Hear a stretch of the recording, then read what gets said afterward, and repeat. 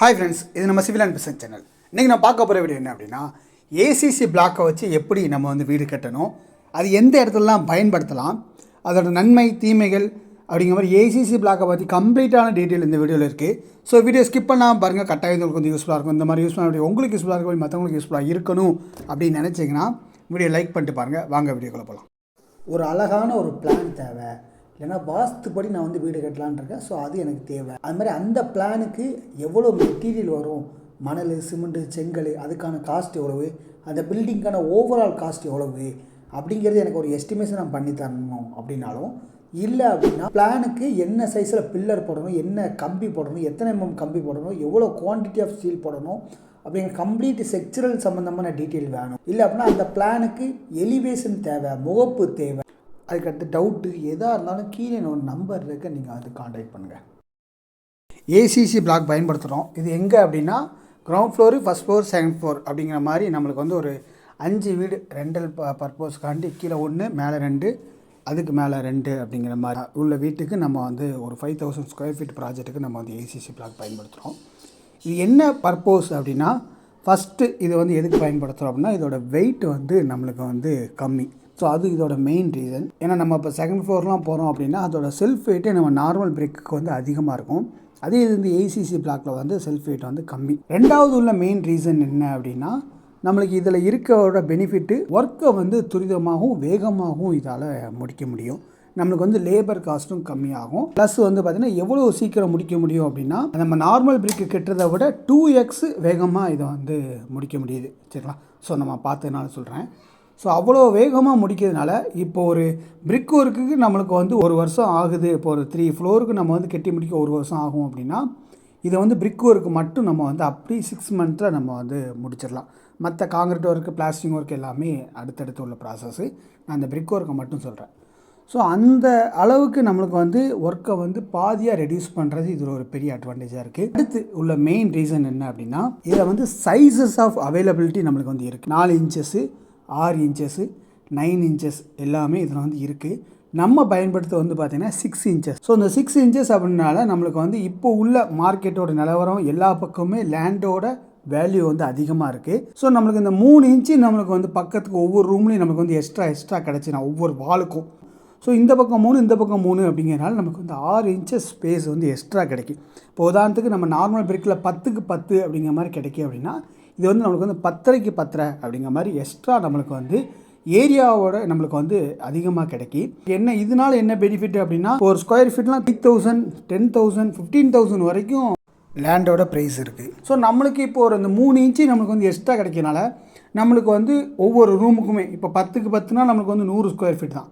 இதே இது 10க்கு 10 அப்படின்னா அதே 110 ஸ்கொயர் ஃபீட் ஆயிடுது. ஸோ இது வந்து ஒரு 10 ஸ்கொயர் ஃபீட் நம்மளுக்கு வந்து ஒரு 10% இந்த ஏரியா வைஸும் நம்மளுக்கு வந்து அதிகமாக கிடைக்கும். ஸோ அந்த ஒரு அட்வான்டேஜும் இந்த ஏசிசி பிளாக்ல இருக்குது. இதை வந்து நம்ம வந்து எப்படி கட்டுறோம் அப்படின்னா, நம்ம வந்து ஒவ்வொரு ஏசிசி பிளாக்குக்கும் ஒவ்வொரு பிராண்ட் ஆஃப் சிமெண்ட்லையுமே நம்மளுக்கு வந்து பிளாக் ஃபிக்ஸ் அப்படிங்கிற மெட்டீரியல் இருக்குது. இது வந்து ராம்கோ பிளாக் ஃபிக்ஸை வச்சு நம்ம வந்து பயன்படுத்துகிறோம்.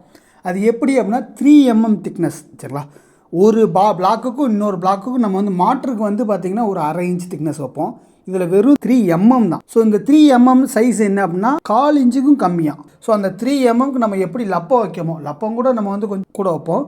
ஸோ அதை விட கம்மியாக இதை வந்து நல்ல பேஸ்ட் மாதிரி நல்லா தேய்ச்சி அதில் ஒவ்வொரு பிளாக்கையும் நம்ம வந்து ஃபிக்ஸ் பண்ணி பண்ணுறோம். சிமெண்ட் மாற்றை வச்சு பண்ணோம்னா தாராளமாக பண்ணலாம். அதை விட இந்த பிளாக் ஃபிக்ஸ் வந்து நம்மளுக்கு வந்து பாண்டிங் வந்து நல்லா இருக்குது. ஒன்றோடு ஒன்று அதை உருவாக்குனா எப்படி இருக்குமோ அதே ஸ்ட்ரென்த்து இந்த இதில் வந்து கிடைக்கும். ஸோ அதனால் நம்ம வந்து இந்த சிமெண்ட்டை யூஸ் பண்ணி நம்ம வந்து பண்ணுறோம். அதை வந்து இப்படி தான் நம்ம வந்து ஒவ்வொன்றுமே வந்து அதோட சைஸுக்கு ஏற்றாப்புல நம்ம வந்து கட் பண்ணோம். இப்போ உதாரணத்துக்கு ஒவ்வொரு கல்லோட லென்த்து வந்து நமக்கு வந்து 2 அடி கிடைக்கும்.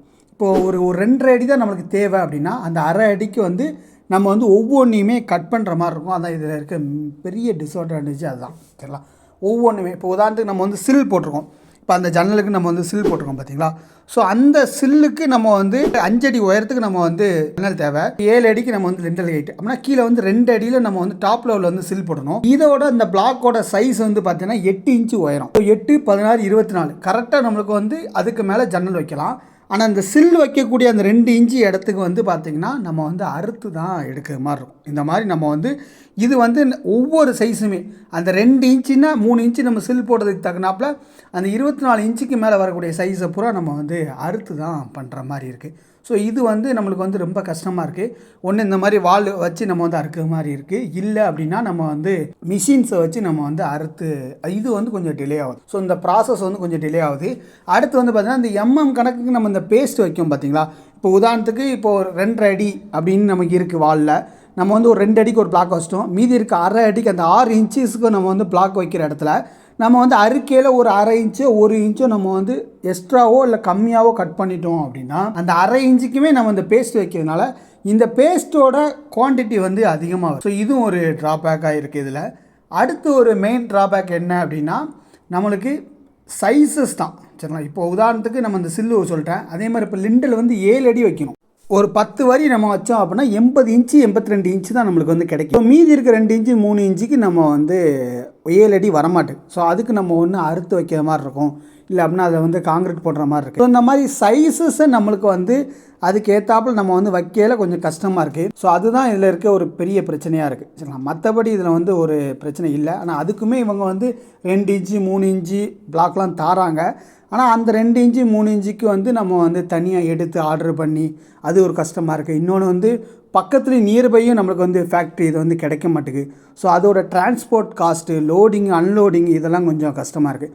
மற்றபடி வந்து பார்த்திங்கன்னா இதில் குவாலிட்டி வைஸோ குவான்டிட்டி வைஸோ வேலையை சீக்கிரமாக முடிக்கிறதா இருக்கட்டும், இல்லை நம்மளுக்கு கிடைக்கக்கூடிய சைஸஸாக இருக்கட்டும், லேபரோட குவான்டிட்டி கம்மியாக இருந்தாலும் போதும். அடுத்து வந்து பார்த்திங்கன்னா நம்மளுக்கு வந்து ப்ராஃபிட் வைஸோ எதுவுமே இது எந்த விதமான பிரச்சனையும் இல்லை. சரிங்களா, ஆனால் இதில் இருக்க ஒரு பெரிய பிரச்சனை என்ன அப்படின்னா இது வந்து ஃப்ரேம்டு செக்சரில் மட்டும்தான் நம்ம வந்து பயன்படுத்த முடியும்.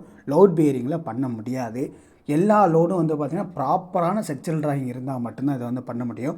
அந்த ப்ராப்பரான செக்சரில் வச்சு எல்லா லோடுமே காலம் வழியாக நம்ம வந்து ஃபூட்டிங் போய் எர்த்துக்கு போகிற மாதிரி இருக்கணும்.